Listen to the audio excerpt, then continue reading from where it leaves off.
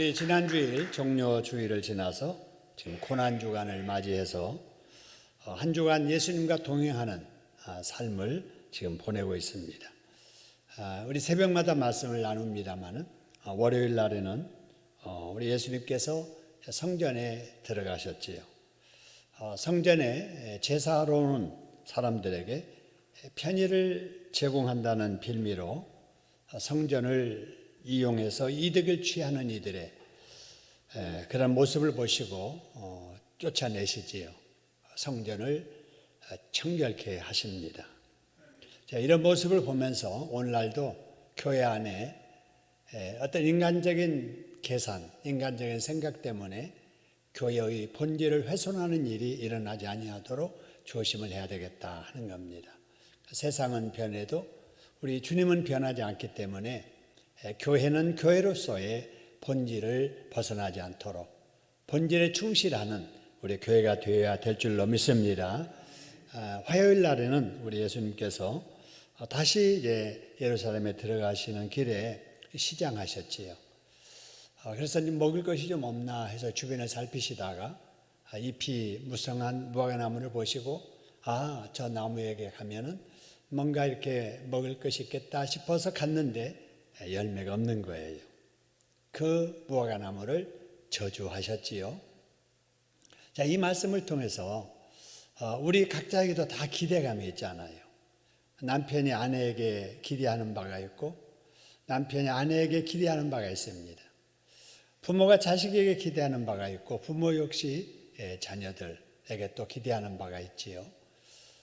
우리 하나님도 마찬가지입니다. 우리 각자에게 기대감을 갖고 계시지요.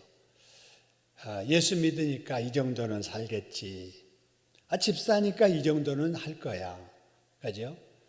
또 권사니까 장로니까 목사니까 이 정도는 해야 당연하지 하는 어떤 그 기대감이 있을 거예요. 여러분, 그 기대감에 부응하는 열매가 우리에게 있어야 될 줄로 믿습니다. 이제 그럴 때 답다 이런 말을 하잖아요. 역시 믿는 자답게 사는구나. 역시 집사답고 권사답네 이런 말을 하게 되잖아요. 그래서 기대감에 어울리는 열매 맺는 삶을 살아야 되겠다. 열매 맺는 삶은 그럼 어떻게 해야 되는가? 우리 주님께서 말씀하셨죠. 내 안에 거하라. 그죠? 예수 안에 거하라. 그래야 하면 열매를 많이 맺지만 나를 떠나서는 아무것도 할 수 없겠다. 여러분, 예수 안에 거한다는 게 뭐지요? 그 말씀 듣기를 사모하고 그 말씀 마음에 품고 살고 그 말씀대로 살려고 애쓰고 하나님 기뻐하는 일을 나도 기뻐하고 하나님이 멀리하라고 하시는 일은 멀리하는 이런 삶이 예수 안에 사는 삶인 줄로 믿습니다. 자, 우리가 이렇게 수요일 날 나와서 찬양하고 기도하고 예배드리는 이런 모습이 예수 안에 사는 삶이지요. 그렇게 살 때 우리 하나님께서 우리를 통해서 많은 열매 맺도록 영육간에 축복해 주실 줄로 믿습니다. 자, 수요일 날입니다. 오늘 새벽에 나눴던 말씀인데 마리아가 예수님에게 옥합을 깨뜨리지요. 아마 자기 결혼 비용으로 준비했던 아마 그런 귀한 향유를 아낌없이 깨뜨려서 예수님에게 붓지요. 왜 그랬느냐 하면은 예수님께서 말씀하셨거든요. 나 죽을 것이다. 십자가에 죽을 것이다. 그러나 죽음으로 끝나는 게 아니라 부활할 것이다. 이런 말에 예수님의 제자들도 귀담았지 않았는데 바로 마리아는 가슴에 새겼지요. 그리고 뭔가 낌새를 영적으로 느끼기에 아마 우리 집 방문이 마지막일 거다. 이 기회 놓치면은 내가 주님을 사랑하는 헌신하고 싶어도 못하니까 이참에 하자. 그래서 귀하게 준비해서 귀하게 보존하고 있던 그 향유 한 옥합을 그냥 아낌없이 깨뜨려서 붓게 되지요. 우리 주님께서는 참 좋은 일을 했다. 복음이 전파되는 곳에 이 아름다운 여인의 이름도 전파되어야 하리라 이리 말씀하셨는데 그걸 보는 사람들은 달랐어요. 오히려 화를 냅니다. 왜 그렇게 허비하느냐 이렇게 책망을 했지요. 이걸 보면서 우리가 느꼈던 것이 뭐냐면, 아니 헌신과 봉사, 희생, 사랑의 실천을 자기도 안 하면서 남하는 거 시기하는 거예요. 질투하는 거예요. 입방아 찢는 거예요. 그래서 자기도 안 하면서 남도 못할 방해하는, 여러분 이런 삶을 살면 안 되겠지요. 그죠? 정말 남다른 어떤 봉사할 때 내가 한 것처럼 기쁘고, 그래서 그렇게 한 사람을 격려하고 내가 한 것처럼 너무 기쁘다고, 잘했다고. 여러분 선행을 이렇게 격려해야지, 자기 못하는 거 남이 했다고, 당신만 뭐 그렇게 하면 내 체면은 어떻게 돼? 이런 식으로 자꾸 교회에서 봉사하고 헌금 생활하고 특별하게 희생하는 삶을 사는 사람을 이렇게 경계하거나 또 얕잡아 보거나 또 비난하거나 뭐 이러면 안 되겠지요. 그래서 여러분 봉사를 서로 격려해서, 내가 하지 못하는 봉사하는 분 격려해주고 우리가 칭찬해주고, 또 우리도 그렇게 하려고 애쓰는 이런 분위기가 돼야 될 줄로 믿습니다. 그래서 섬기는 일에 으쌰으쌰하고 서로 해야지, 오히려 봉사하려다가 눈치 보는 분위기가 되면 안 되잖아요. 그죠? 이게 눈치가 보이는 그런 분위기가 되면 안 되지요. 자, 그리고 이제 목요일 날입니다.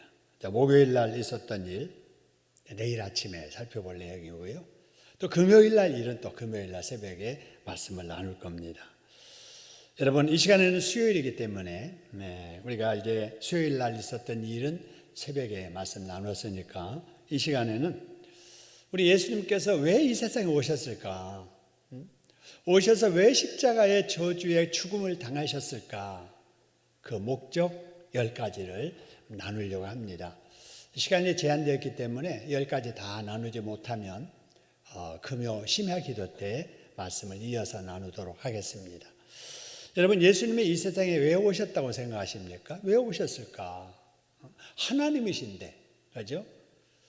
부족함이 없으신 분인데, 뭐 우리가 여기 살다가 코로나 끝나면 여행 가야지 해서 뭐 해외 무슨 구경하러 가는, 여행 가는 것도 아닌데, 그 하나님께서 왜 이 세상에 오셨을까?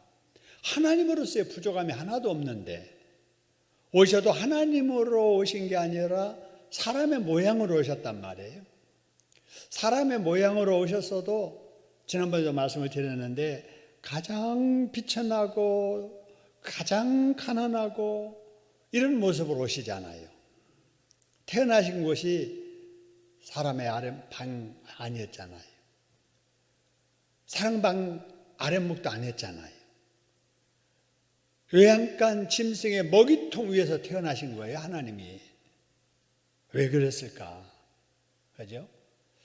또 사셔도 어디 사셨느냐? 예루살렘에서 사셨잖아요. 근데 그 당시에 이스라엘 사람들이 가장 촌동네로 생각했던 나사렛 동네. 그래서 예수님이 나사렛에서 뭐 태어났다고 하니까, 에이, 나사렛 그 촌동네에서 무슨 위인이 나올 리 있겠어? 예수님 만나보기도 전에 나사렛 출신이라고 하는 말에 그냥 무시해버리고 많은 이런, 그 예수님께서 가장 낮은 모습, 가장 가난한 모습으로 이 세상에 오신 목적이 뭐였을까? 왜 그랬을까? 이런 내용을 이제 10가지로 쭉 나눠보려고 합니다. 자, 가장 먼저 우리 예수님께서 이 세상에 오신 목적이 뭐냐? 오늘 본문에 나옵니다. 자, 1번, 우리 제목부터 같이 한번 읽어볼까요? 예수님께서 오신 목적 1번 같이 한번 읽어봅니다. 우리를 죄의 멸망에서 구원해 주시려고 오셨다 하는 거지요. 여러분, 우리라고 하는 것은 저를 포함한 여기 있는 우리만 아니라 모든 사람이에요. 이 세상의 모든 인류, 모든 사람들 죄인으로 태어나잖아요. 그 죄가 언제부터 시작됐는가? 그건 우리 알고 있잖아요. 우리 인간의 대표인, 우리 원조이신 아담 할아버지, 하와 할머니. 아담과 하와가 인간의 대표로서 그 당시에 하나님의 말씀을 거역하는 죄를 범하였잖아요. 그 죄로 말미암아서 영원 죽지요. 하나님께서 부여하신 좋은 복을 다 잃어버리죠. 상실하게 되지요. 하나님의 자녀가 아니라 이제 죄의 종, 마귀의 종이 되지요. 그리고 저주 아래 살게 되고 그렇게 살다가 결국은 지옥 가서 죄값 치르며 영벌 받아야 될, 그게 우리의 과거 운명이었단 말이에요. 근데 이걸 가장 안타깝게 여기시는 분은 하나님이셨어요. 왜 그랬느냐? 하나님께서 사람을 지으실 때 다른 피조물과 다르게 지은 게 뭐냐면은 무슨 형상 따라 지으셨어요? 하나님의 형상 따라. 그죠? 짐승에게는 하나님의 형상이 없어요. 사람에게만 하나님의 형상이 있는 거예요. 왜 그렇게 하셨느냐? 하나님과 소통하고 교제하고 싶으셔서. 하나님이 짐승과 소통할 수 없잖아요.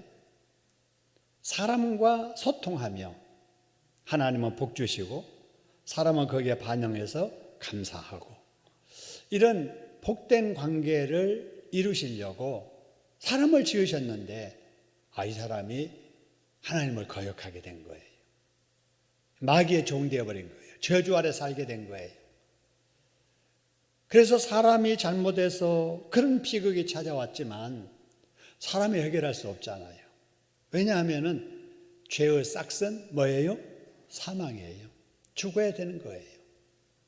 죄의 싹은 멸망이에요. 멸망당할 수밖에 없는 거예요. 그러니까 인간의 방법으로는 어쩔 수 없는 거예요. 그래서 죄는 인간이 지었어도 죄 문제 해결도 하나님이 해주신 거예요. 그러니까 어떻게 해주시느냐? 그러니까 전능하니까 그냥 이제부터 죄 없는 걸로 해준다, 그러지 않으셨어요. 하나님은 공의의 하나님이기 때문에 하나님이 세우신 법에 하나님도 충실하게 그 법을 지키십니다.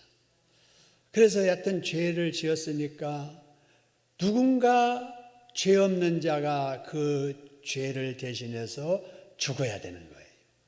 그런데 이 세상에 사람, 죄 없는 사람 없잖아요. 다 아담의 후손들이니까 의인은 하나도 없는 거예요. 하나도 없나니 하나도 없는 거예요. 그러니까 모두 다 죄인이니까, 죄 없는 사람이 없으니까 사람의 죄 해결이 안 되는 거예요. 그래서 하나님께서 요한복음 3장 16절 우리 같이 한번 읽어보시다. 시작. 하나님이 세상을 이처럼 사랑하사 독생자를 주셨으니 이는 저를 믿는 자마다 멸망치 않고 영생을 얻게 하려 하심이니라. 할렐루야. 바로 이거예요. 그죠? 하나님이 세상을, 나를, 이 말입니다. 하나님이 나를 이처럼 사랑하사 독생자 예수님을 이 세상에 보내주셨으니, 그렇게 하신 이유는 예수님을 믿는 자마다 멸망치 않고 영생을 얻게 하려 하심이니라 하는 거예요. 자, 이렇게 4개 적용해서 다시 한번 읽어봅니다. 어떻게 하냐면요, 하나님이 나를 이처럼 사랑하사 독생자 예수님을 이 세상에 사람으로 보내주셨으니, 그렇게 하신 이유는 예수님을 믿는 자마다 멸망치 않고 영생을 얻게 하려 하심이니라.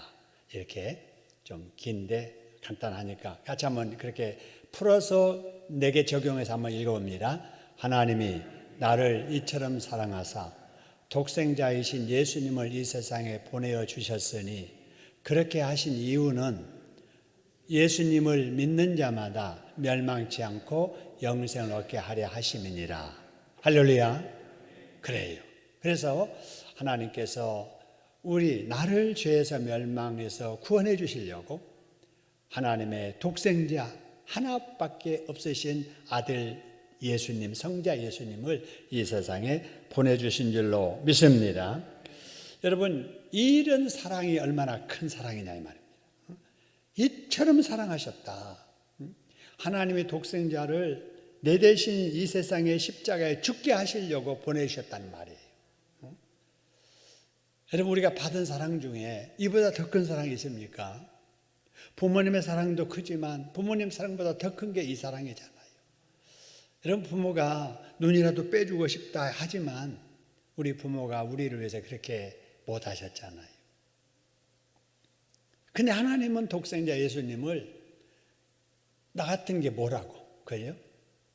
이 벌레 같은 날 위에, 우리가 찬송 부르는 것처럼 하나님에게 비하면 벌레맛도 못한 존재인 내가 뭐라고 독생자 예수님을 이 세상에 사람으로 보내셔서 내 대신 저주받고 십자가에 죽게 하셨을까 하는 거예요. 우리 늘 이 사랑에 감격해야 되고 감동해야 되고 그 사랑에 대해서 늘 고마운 마음 가지고 이 세상을 살아야 될 줄로 믿습니다. 그래서 우리가 사랑을 받은 자로서 하나님 나를 사랑해 주시니 감사합니다. 저도 하나님을 사랑합니다. 하나님을 사랑하기에 힘들어도 용서하며 살겠습니다. 하나님을 사랑하기에 힘들어도 하나님의 교회에서 봉사하며 살겠습니다. 하나님께서 사랑해 주셨으니 형편이 어려워도 내가 11조 생활하면서 헌금 생활하면서 살렵니다. 할렐루야. 이런 모든 것이 다 나를 사랑해 주신 하나님에 대한 고마움에서부터 시작이 돼야 되는 거예요. 그러니까 이런 마음 없이 에이 교회에서 또 봉투 주네, 또 돈 이렇게 생각하고 봉사 아이고 나 힘들어서 못해, 귀찮아서 못해, 할 만큼 다 했어, 이런 말이 그래서 나오는 거예요. 내가 받은 은혜가 사랑이 얼마나 큰가를 가슴 깊이 느끼면은 우리의 이 모든 것을 다 주님을 위해서 드려도 모자랄 줄로 믿습니다. 그래서 늘 드리고도 더 드리지 못한 아쉬움, 그죠? 헌신하고도 더 열심히 하지 못한 아쉬움. 그래서 기회를 찾아서 또 헌신하고 또 감사하고 이런 마음들이 있어야 된다는 거지요. 하나님을 사랑하기에 천도하며 살겠습니다. 하나님이 죽었던 내 영혼 살려주신 것처럼 나를 살려주신 주님께서 전도하기를 그렇게 원하시니 나도 전도하며 살겠습니다. 여러분 이런 마음이 있어야 전도가 될 줄로 믿습니다. 아이고 또 전도 이렇게 귀찮게 생각하고 누구를 위해서 하는 것처럼 이렇게 하면 안 되잖아요. 예배도 마찬가지죠. 그렇게 내게 사랑 베푸신 하나님 감사합니다. 내가 한 번이라도 더 공예배 출석하려고 애쓰겠습니다. 이래서 피곤하지만한 시간 쪼개가면서 열심히 나와서 예배드리고 말씀 듣고 찬양하고 기도하고 이거를 행복으로 앓는 여러분 우리가 돼야 될 줄로 믿습니다. 여러분 그런 마음으로 한번 이렇게 찬양했으면 좋겠습니다. 아버지 사랑합니다. 아버지 경배합니다. 예수님 사랑합니다. 예수님 사랑합니다. 우리 같이 한번 찬양합니다.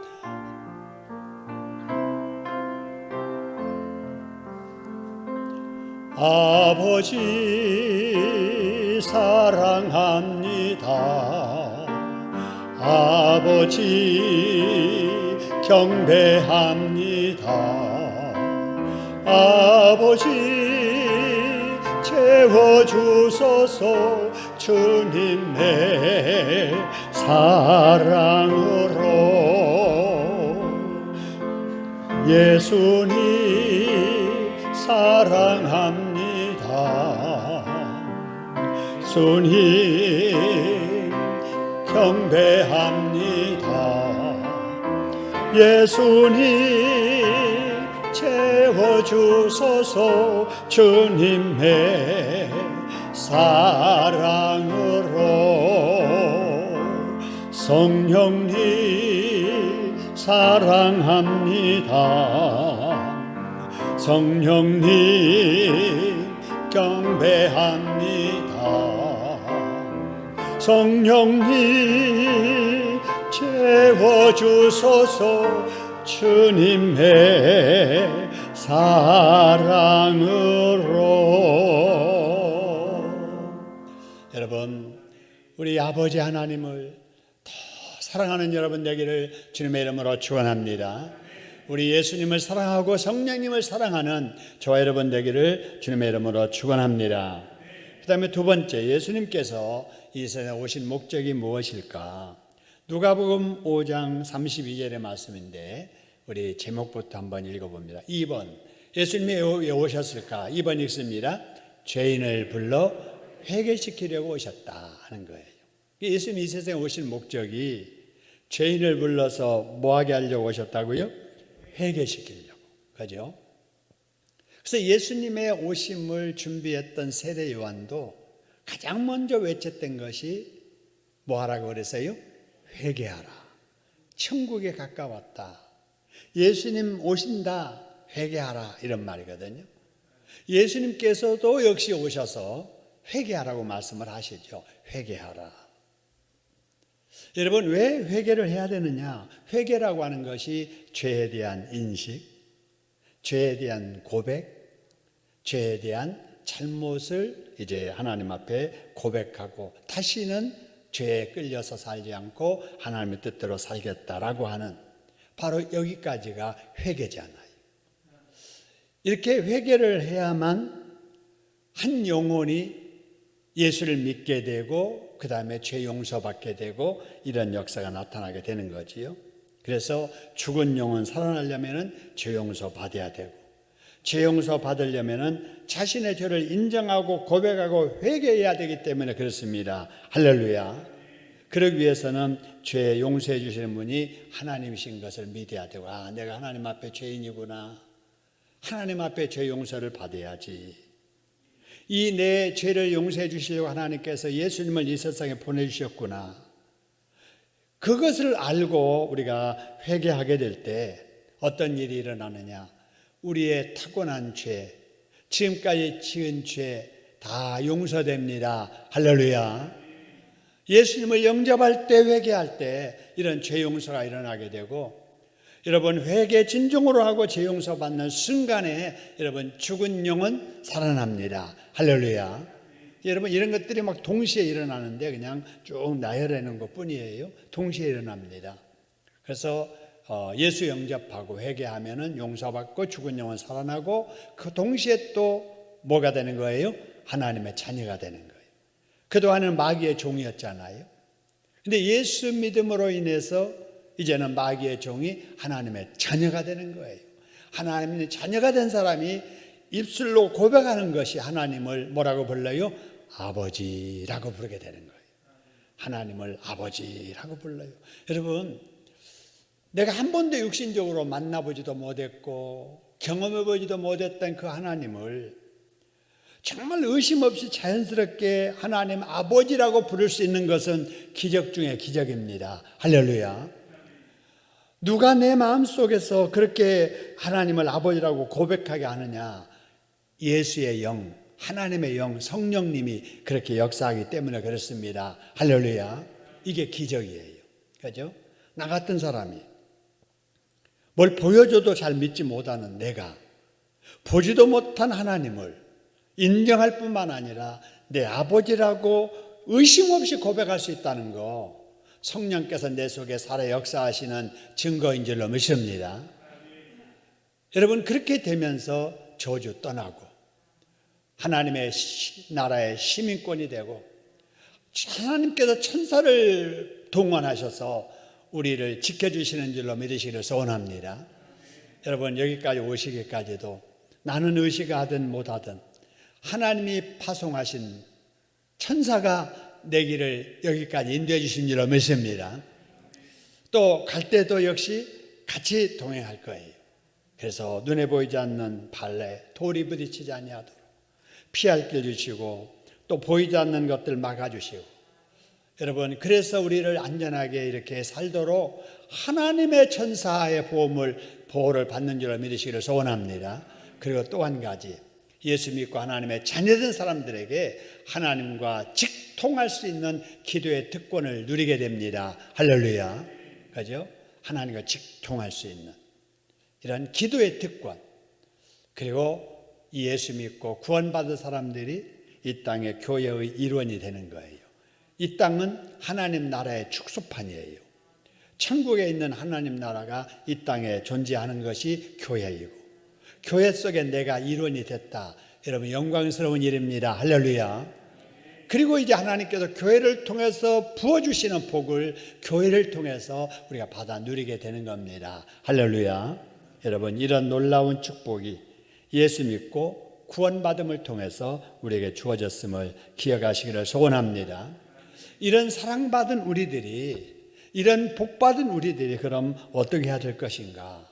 역시 나를 구원해 주신 하나님 사랑하고 내를 위해서 십자가에 내 대신 죽임의 고통을 당하신 예수님을 사랑해야 됩니다. 할렐루야.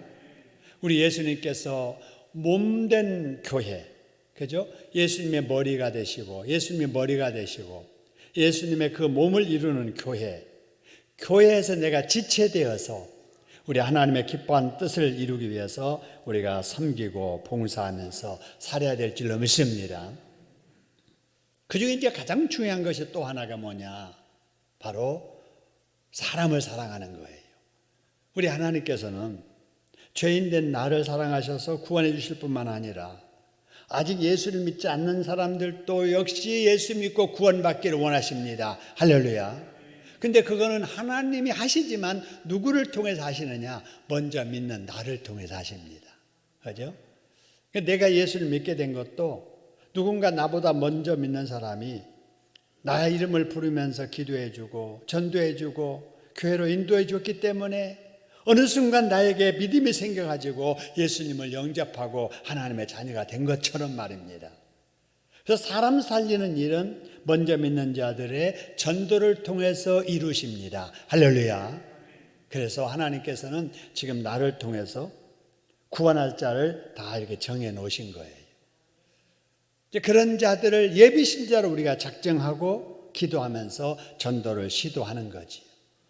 한 번, 두 번 전도해서 안 된다 할지라도 하나님은 반드시 내 마음에 품기 한 그 영혼, 언젠가는 예수님 앞으로 돌아와서 구원받도록 역사해 주실 줄로 믿습니다.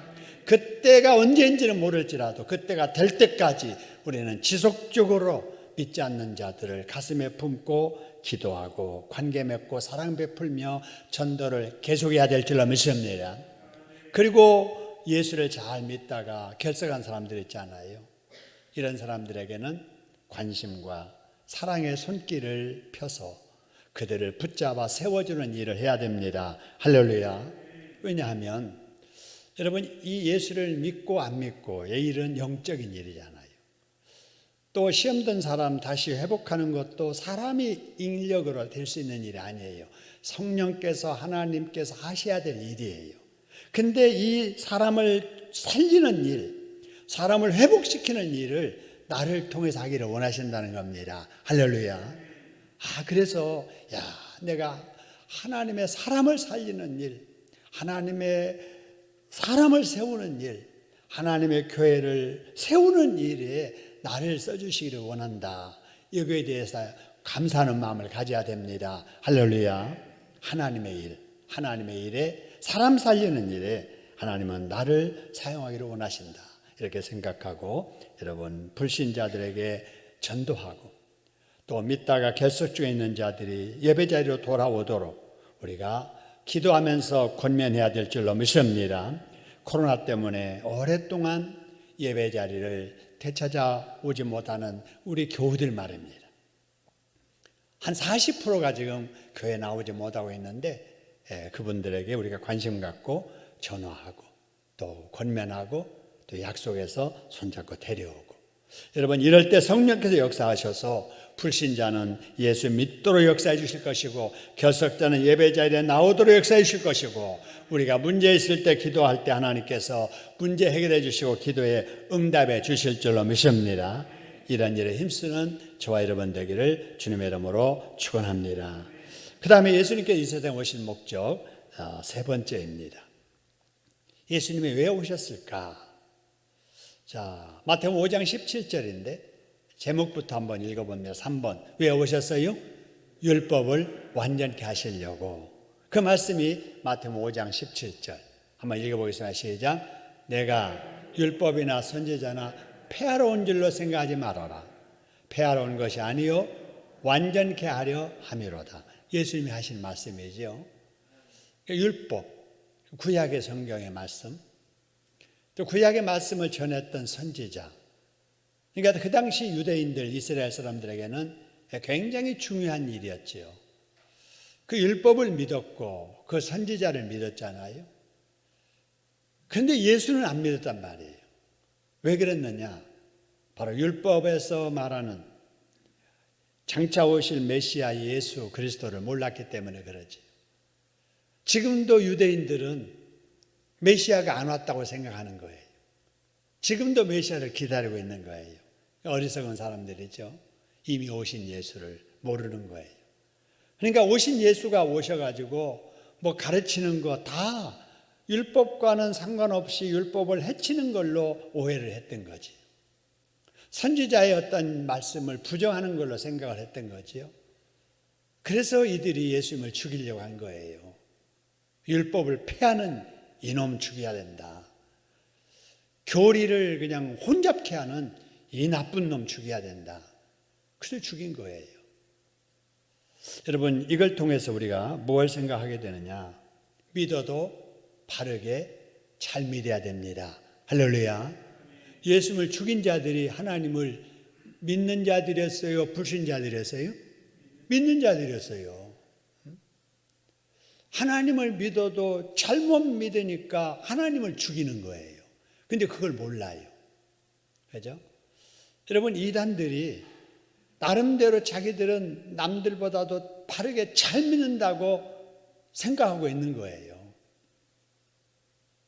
근데 그들이 잘못된 거예요. 근데 잘못된 줄 몰라요.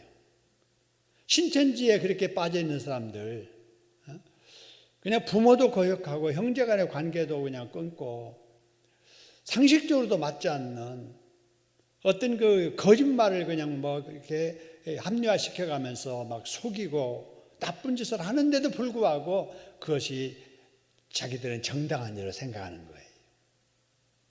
그래서 여러분, 믿어도 잘못 믿으면 공산당보다 더 무서워요. 그렇습니다. 자, 그러면 믿어도 바르게 잘 믿는다는 기준이 뭐냐는 거예요. 그죠? 여러분, 신천지인들도 그래요. 믿어도 바르게 잘 믿어야 돼. 근데 이만희 말 따르거든요. 이게 잘못된 거예요. 여러분, 우리의 믿음에 바르게 잘 믿는 기준은 내 생각이 될 수 없는 겁니다. 할렐루야. 우리가 말할 때 내 생각에는 틀린 것 같아. 그 사람은 자기 생각을 기준으로 사는 거예요. 내 생각에는 틀렸어. 어떤 사람은 그래. 양심에 나는 꺼림낌이 없어. 양심을 기준으로 사는 사람들이에요. 지금까지 다 그래 해왔잖아. 전통과 관행. 이것이 여러분 믿음의 기준이 될 수 없는 거예요.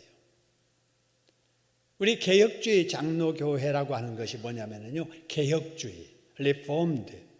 이 말은 항상 성경을 기준으로 하되 관행이 성경에 잘못됐으면 그 관행도 바뀌어야 되고 내 생각이 성경에 잘못됐으면 내 생각 바뀌어야 되고 그래서 우리의 신행, 믿고 행하는 기준이 신구약 성경에 있어야 된다는 겁니다. 할렐루야. 그래서 성경 중심한 신앙생활, 이게 바로 예수 중심한 신앙생활입니다. 할렐루야.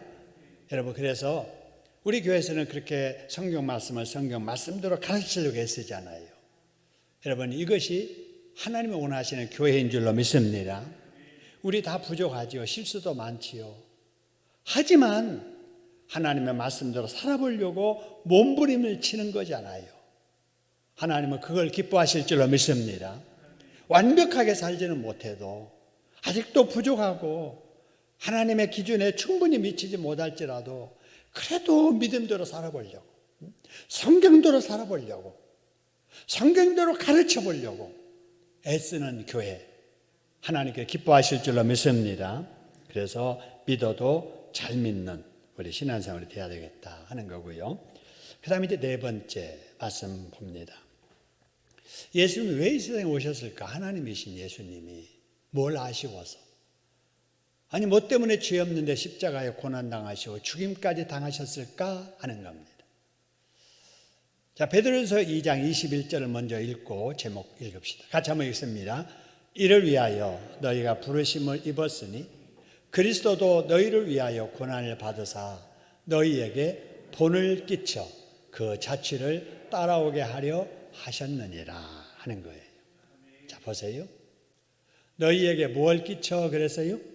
본을 끼쳐서 그 자취를 어떻게 하려고요? 따라오게 하려고.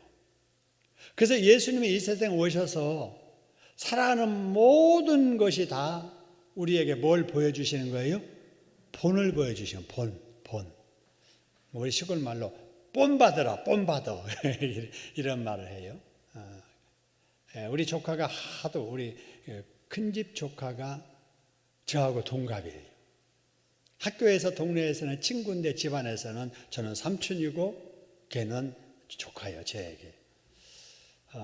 이제 큰 집 형님의 아들이고 나는 아버지 아들이니까. 이제 그러니까 할머니가 언제나 그래요. 이렇게 이름이 문석인데 문석아 너 삼촌 본 받아라, 삼촌 본 받아라. 맨날 그러는 거예요. 이제 사람마다 이제 재능이 다르고 또 은사가 다르니까 어려서부터 해도 그게 나타나잖아요. 아니 할머니가 꼭 동네 입구에 앉아 있다가 이제 오면은 손자 오냐 또 나 오냐 동이 오냐 막 그러시는데 어쩐지 제가 혼자 올 때가 많았어요. 왜냐하면 이 조카가 숙제 안 하지, 뭐 애우라면 못 애우지, 구구단다 못 애우지. 그냥 그거 할 때까지 그냥 벌 받느라고 마룻바닥 닦느라고 막 이렇게 하고 있다. 나는 그거 기다릴 수 없잖아요. 그래서 이제 할머니 모르게 오다가 들키면은 이제 혼나고 왜 안 오냐고. 잘 모르겠어요. 이 조카도 챙겨가지고 데려와야지 그래요.